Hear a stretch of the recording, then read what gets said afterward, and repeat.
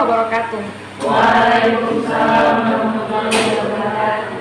Terima kasih atas kesempatan yang telah diberikan kepada kami untuk mempresentasikan materi kami hari ini yang berjudul Sejarah Bahasa Indonesia. Sebelum itu, perkenalkan, nama saya Anissa Puspa Sakinah. Saya selaku moderator dari kelompok 1. Langsung saja saya perkenalkan, di sebelah saya ini adalah anggota kelompok saya yang bernama Miftahul Jannah Harun. Saudari ini akan mempresentasikan materi kami dari kelompok 1. Kepada saudari Miftah, saya persilahkan.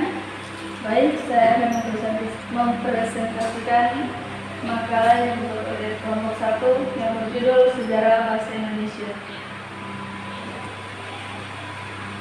Sejarah manusia merupakan tanah pemakaman dan kebudayaan yang tinggi. Banyak pelajaran berharga yang diperoleh dengan mempelajari sejarah. Awal mula terbentuknya bahasa Indonesia berasal dari bahasa Melayu yang digunakan sejak abad ke-7 di kawasan Asia Tenggara. Bahasa Indonesia adalah bahasa nasional dan resmi di seluruh wilayah Indonesia. Juga merupakan bahasa komunikasi resmi yang diajarkan di sekolah-sekolah dan digunakan untuk penyiaran di media elektronik dan digital. Bahasa Indonesia juga memiliki peran yang sangat krusial, yaitu sebagai alat berinteraksi dengan manusia. Bahasa Indonesia dikumandangkan secara resmi pada tanggal 28 Oktober 1928 yang bertepatan dengan peristiwa Sumpah Pemuda. Peresmian nama bahasa Indonesia tersebut bermakna politis sebab bahasa Indonesia dijadikan sebagai alat perjuangan oleh kaum nasionalis yang sekaligus bertindak sebagai perencana bahasa untuk mencapai negara Indonesia yang merdeka dan berdaulat. Peresmian nama itu juga menunjukkan bahwa sebelum peristiwa Sumpah Pemuda itu nama bahasa Indonesia sudah ada.